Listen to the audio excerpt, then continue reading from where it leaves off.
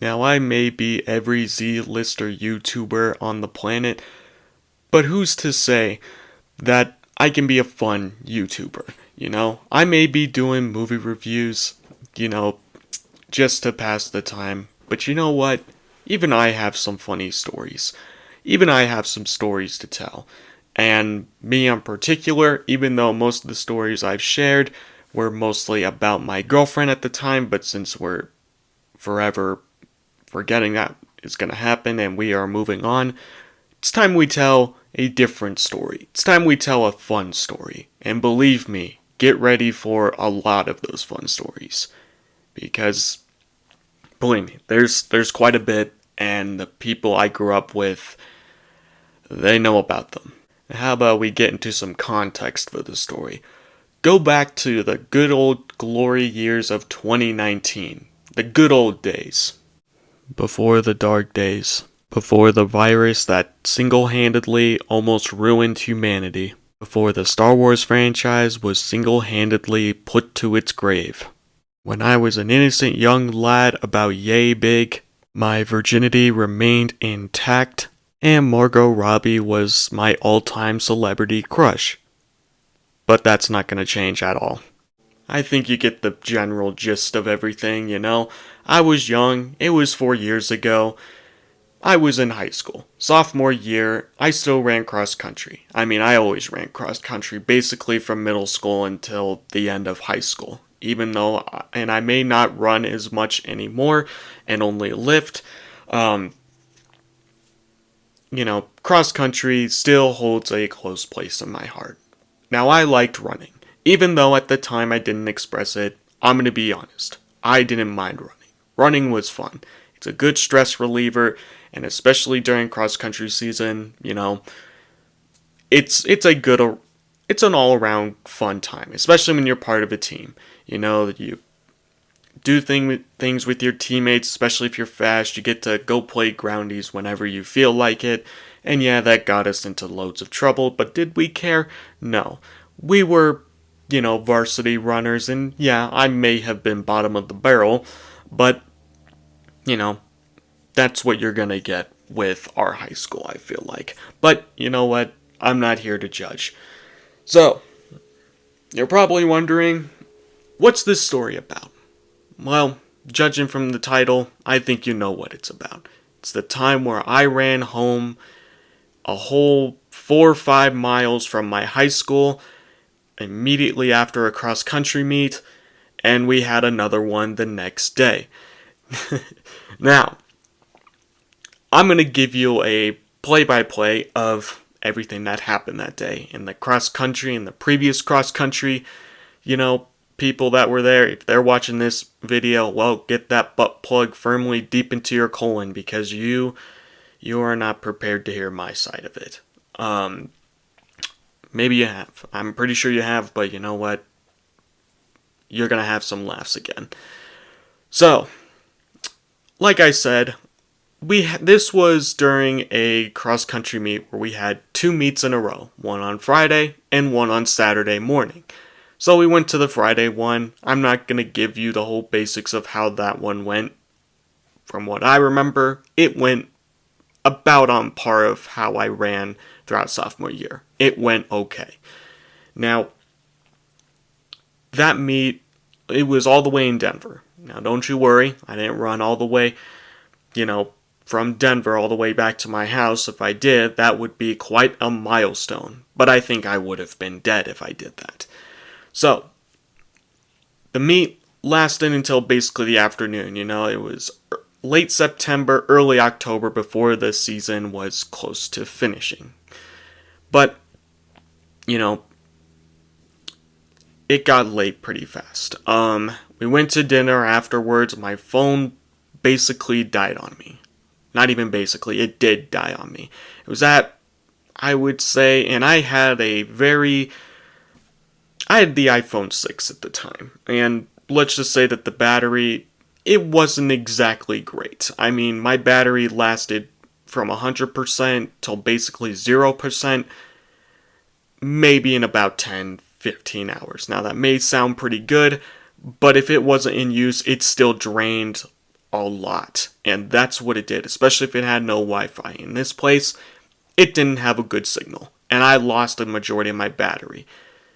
But right as we were leaving, that's when my phone died. And it sucked because I had a lot of TV episodes downloaded that I wanted to, watch on the way back, since it was about an hour bus ride back to the school. So we went out to dinner. I felt bad because I didn't have money. My friends helped me pay for my food, so props to them for doing that. Then we drove back. And by the time we got back, it was pitch black outside. It was I would say it was roughly around 9:30, 10 p.m. when we got back, and my phone, like I said, it was dead. It was basically in its grave, and I needed to resuscitate it back to life, but I had no charger. So I borrowed a buddy of mine. A buddy of mine had a phone that I could borrow, so I borrowed his. I used his phone to contact my mom. No answer. So I thought, okay, that's weird. I'll just wait at the school because I figured my mom would get the message because I left her a voicemail and know when to pick me up. So I waited. But then I got the most brilliant idea in my head at the time. Granted, like I said, it was 4 years ago. My brain was pretty stupid. It was stupid at the time, but you know what? Whatever. I'm not ashamed of it anymore. Let's have a good laugh over this. Screw it.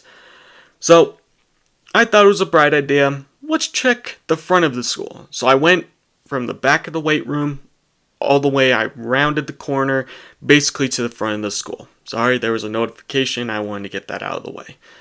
So, went to the front of the school. I didn't see my mom. I didn't even see her car. So I thought, it's 10:30. I'm starving. I want to get home, get a good night's sleep, because, like I said, we had another cross-country race the following morning, and we had to be at the school early, and I wanted a good night's rest. That's what I was concerned about, to be quite frankly honest. I wanted to get home, eat a little bit of something, then get back into bed so I can recharge for the next meet, especially since it was early in the morning. It was going to be a good race, I feel like. But that was my intuition. So, rounded the corner, didn't find my mom. So then I got the most brilliant idea known to man. Hey, how about I run a whole 4 or 5 miles all the way back home? And that's exactly what I did, believe it or not. And let me tell you, it was not fun. I had a heavy backpack on, and my cross-country gear was still on. I had short sleeves and shorts. The weather was still, close to cold. So, it was a very, very stressful night. Let's just say that. I was kind of cold, but not that cold. But you know what? It was still sketchy. It was pitch black, and around the time we had loads of construction going on along the streets. Now, according to my friends, I wasn't there at the school to witness this. I kind of wish that I did. But my coach went on the intercom speaker for our school calling out for my name because apparently my mom actually came to the school just not that. If I waited an extra 10 minutes, I would have been home. Oh man, this story, I cannot believe I did this, but you know what? I did it, and I'm not ashamed of it anymore. I kind of regret saying that. I am a little bit ashamed of it. I'm second guessing myself. It was pretty stupid, but you know what? That's life. I might as well just share it, especially since the majority of my friends know it, and it's a funny story. And I'm running home. It's just dark. I mean, it's basically as if someone poured ink onto basically the sky. I mean, I could not see a thing, and the construction zone wasn't doing me any favors. There was no street lights. There were no lights in general. There was a neighborhood before I had to run 2 miles more just to get to my neighborhood. And I went basically around it because, again, the neighborhood, it was pitch black. There were no street lamps in that neighborhood that were on or functioning. I knew if I went through that neighborhood, I would have gotten lost. Probably not, but I was also scared of being kidnapped. So that was kind of sketchy because I was basically running in a construction zone that was all dirt. It was all gravel. I was afraid of tripping, potentially ruining my season, but thankfully I didn't. And I kept running until I reached the entrance of our neighborhood, or I was close to it. And once I reached close to the entrance of my neighborhood, the coyotes are going. I'm damn near freaking out, thinking this is how it ends. I'm gonna get attacked by a coyote.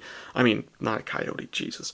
A coyote, and get attacked by it like Leonardo DiCaprio from The Revenant. I seriously thought this is how it ends. I'm literally gonna get stabbed or mugged or attacked by a wild animal. I reached the entrance of our neighborhood. I had maybe about a mile left before, like a mile and a half left before I reached my house, and I hear a horn honk behind me. Sure enough, it was my mom, and she was not happy. She laid on that horn, and I'm not even kidding, literally Tokyo drifted just to turn around and get to me.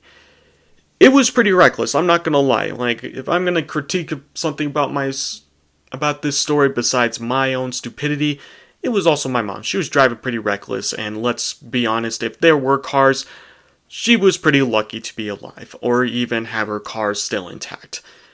So my mom reaches me, she's pissed at me, obviously, and I'm pissed at her because, she didn't answer, a stranger's phone number.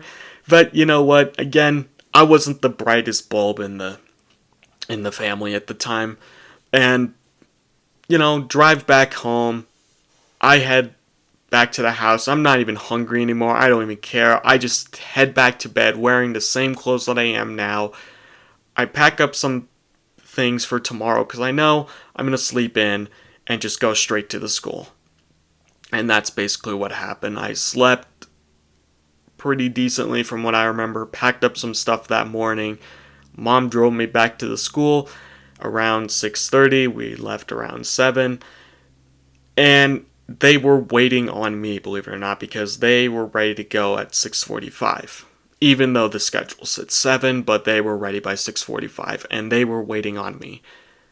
And hopped on the bus, and let me tell you, everyone on the bus just, oh man, I honestly wish I just stayed at the school and just slept there. I would have been better off if I just did that, even if my mom didn't even come and grab me, or better yet, just asked for a ride. But you know what? I was a shy little boy at the time, and yeah, there you go. I mean, even my coach, she was pissed, but she was also, I gotta give her props. She did offer me a choice to sit this cross country meet out because I ran so far. But truth be told, I didn't feel that bad. So I was like, no, I'll race, and it was pretty good. And I ended up PRing that day anyway. And overall, happy story. So what's the lesson to be learned here? Well, don't be dumb, first of all. But also, just wait for your ride. Or just ask for a ride from someone else. Don't do what I do. In fact, don't pull a Tristan in general. If you pull a Tristan, you're going to be a laughingstock. But in a good way. Not in a bad way. But that's another story for another time. Anyway, take it easy, everyone. See ya.